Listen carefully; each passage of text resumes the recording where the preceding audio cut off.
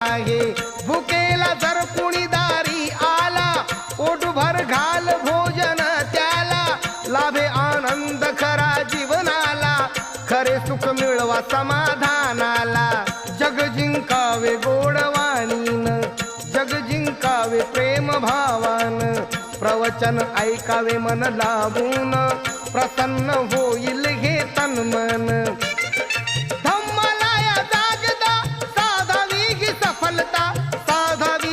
सफलता ऐका नंदिनीची मी सांगतो कथा ऐका नंदिनीची मी सांगतो कथा ऐका नंदिनीची मी सांगतो कथा बघून सुकेशिनीचे मुंडण तिला विचारी भंते कारण सुकेशिनीने जे कथन केले ऐकून भंते जी चकित झाले